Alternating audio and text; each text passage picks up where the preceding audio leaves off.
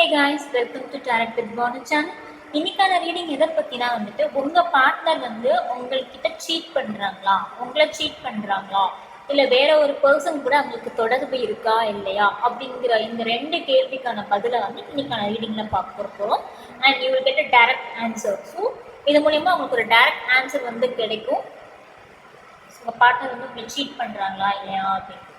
So நம்ம reading start பண்ணலாம். ரீடிங்குள்ளே போகலாம்.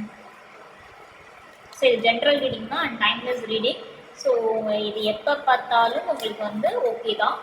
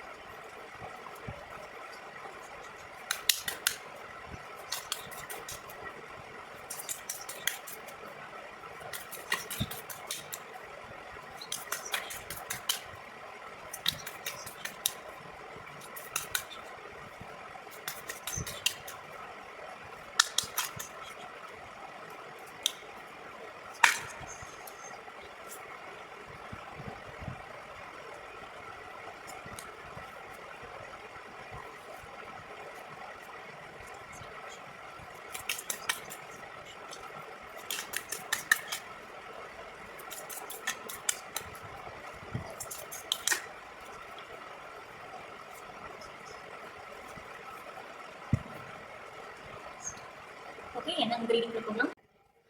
ஓகே, ரீடிங்குள்ளே போகலாம்.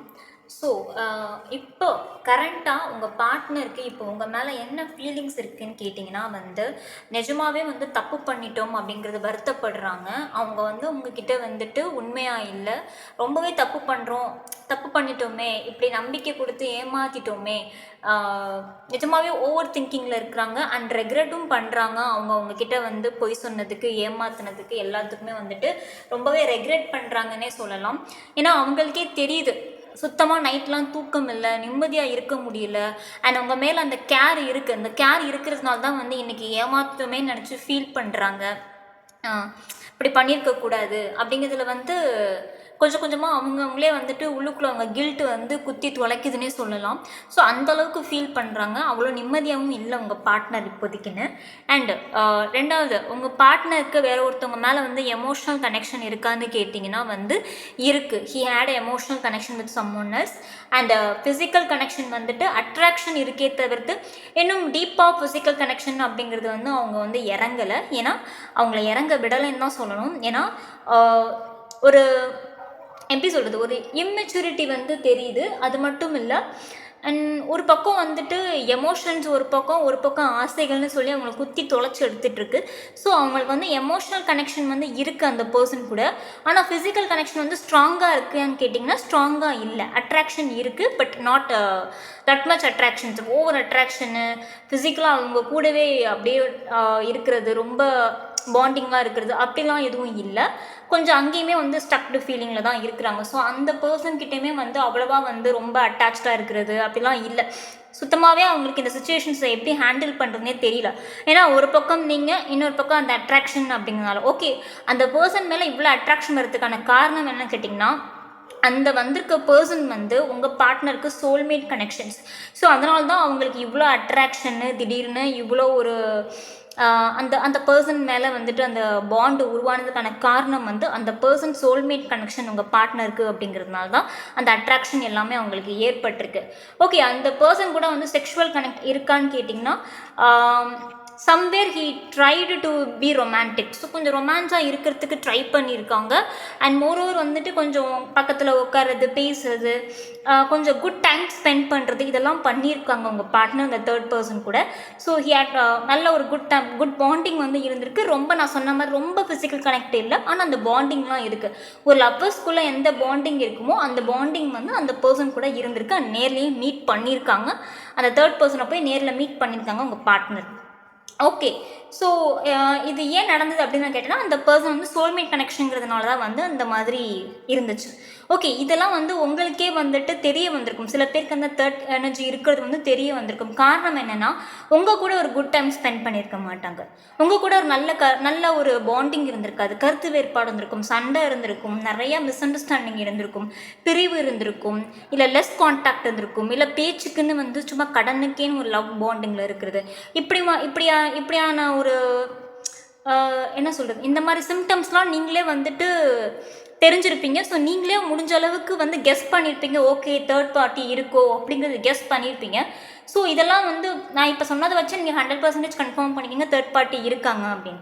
ஓகே, அப்போது இதெல்லாம் விட்டுருங்க மேம், தேர்ட் பார்ட்டி கூடவே போயிடுவாங்களா இல்லை என்னை தேடி வருவாங்களா அப்படின்னு கேட்டிங்கன்னா உங்களை தேடி வருவாங்க. தேடி வந்து சொல்லுவாங்க என்ன அப்படிங்கிறத வந்து எக்ஸ்பிளைன் பண்ணுவாங்க. ஏன் அவங்க ரெண்டு பக்கமுமே ஸ்ட்ரக்டாக தான் இருக்காங்க. இந்த பக்கம் ஒருத்தவங்களுக்கு நம்பிக்கை கொடுத்து ஏமாற்றிட்டோமே, துரோகம் பண்ணிட்டோமே ஒரு ஃபீலிங். இன்னொரு பக்கம் யதார்த்தமாக வந்து ஒரு சோல்மேட் கனெக்ஷன், ரொம்ப அட்டாச் ஆகி பாண்ட் ஆனது. ஸோ ரெண்டே அவங்களால பேலன்ஸ் பண்ண முடியல, ஒரு உண்மையாக இருக்க முடியல. இந்த பக்கமும் உண்மையாக இருக்க முடியல, அந்த பக்கமும் உண்மையாக இருக்க முடியல. ஸோ அதனால் வந்து உங்களை வந்து நேரில் வந்து மீட் பண்ணுவாங்க. மீட் பண்ணி எல்லாமே அவங்க மனசில் இருக்கிறது எல்லாமே சொல்லுவாங்க.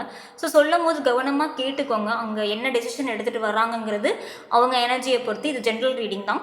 ஸோ அவங்க வந்துட்டு வராங்க. பட் வந்தாலும் உங்களோட ஆக்ஷன்ஸ் எப்படி இருக்குன்னு பார்த்தீங்கன்னா நீங்கள் அவ்வளோவா இன்ட்ரெஸ்டடாக இல்லை, நிறையா எஃபோர்ட் போட்டு நீங்களுமே டயர்டாக இருப்பீங்க. ஸோ நீங்கள் அந்த பர்சனை வந்து அக்செப்ட் பண்ணுற மைண்ட் செட்டில் இல்லை அப்படிங்கிறது எனக்கு தெரியுது. ஸோ இந்த பர்சன் தேர்ட் பார்ட்டி கூடயே போயிட்டோம், எனக்கு வேண்டாம், என்னால் முடியல, என்னை தாண்டி ஒருத்தவங்க கிட்டே போகணுங்களுக்கு திருப்பி என்கிட்ட வரணுங்கிற அவசியம் இல்லை. ஸோ நான் இந்த பர்சனை அக்செப்ட் பண்ணுற மைண்ட் செட்டில் இல்லைன்னு வந்து சில பேர் இருக்கீங்க. இன்னும் சில பேர் வந்து சொல்லலாம் அப்படி பார்த்தீங்கன்னா வந்துட்டு நான் என்னையே ஏமாற்றணும், நான் நல்லா ட்ரூவாக தானே இருந்தேன், நான் எந்த வகையிலும் ஏமாத்தலையே, நான் நிறையா சப்போர்ட் பண்ணேன், நிறையா கேர் பண்ணேன், நான் என்ன தப்பு பண்ணேன், என்னையே ஏமாத்தினேன் அப்படின்னு நிறையா கொஷின்ஸ் வச்சுருக்கீங்க. சட்டையை பிடிச்சி கேட்கணும், அவங்கள கேட்கணும், அவங்க கழுத்து அவங்க இந்த மாதிரி கொஷின்ஸ்லாம் கேட்கணும் எதிர்பார்த்துட்ருக்கீங்க. ஸோ இந்த பர்சன் வந்தாங்க, ஓப்பன் அப் பண்ணாங்க அப்படின்னா உங்களுக்குள்ளே வந்து நிறைய கேள்வி இருக்குது. அந்த கேள்வியெல்லாம் கேட்டு ஆதங்கத்தை தீர்த்துக்கணும் அப்படிங்கிற மைண்ட் செட்டில் இப்போ நீங்கள் இருப்பீங்க. I can understand. ஓகே, இந்த பர்சனுக்கு சான்ஸ் கொடுக்கலாமா என்னன்னு கேட்டிங்கன்னா வந்துட்டு என்னை கேட்டால் மூவ் ஆன் தான் நான் சொல்லுவேன். இந்த பர்சன் கூட நீங்கள் திருப்பி வந்துட்டு கனெக்ட் பண்ணுறது நல்லதுக்கு இல்லை. ஏன்னா இந்த தேர்ட் பார்ட்டி எனர்ஜி அப்படிங்கிறது அவங்களோட சோல்மேட் கனெக்ஷன் அப்படிங்கிறதுனால இது என்னைக்காக இருந்தாலும் அவங்களால விட்டுட்டு வர முடியாது. ஒரு ஆன் அண்ட் ஆஃப் எனர்ஜி தான் அங்கேயுமே ட்ராவல் ஆகும். ப்ளஸ் அது மட்டும் இல்லாமல் அந்த சோல்மேட் கனெக்ஷன்லாம் அவங்கள ஈஸியாக விட்டுட்டு வர முடியாது. அந்த அட்ராக்ஷன் இருந்துக்கிட்டே இருக்கும் அவங்களுக்கு. அதனால் இந்த பர்சன் கூட மூவ் ஆன் ஆகிறது வந்து நல்லதுக்கு இல்லைன்னு நான் நினைக்கிறேன். ஸோ இந்த பர்சன் கூட மூவ் ஆன் திருப்பி ரீகன்சிலேஷன் வேணாம்னு நான் நினைக்கிறேன். ஆனால் இந்த பர்சன் வந்து வருவாங்க, பேசுவாங்க, ஸ்டெப் எடுப்பாங்க. அப்போதைக்குன்னு உங்கள் மனசில் என்ன இருக்கோ அந்த கேள்விலாம் கேட்டுக்கோங்க.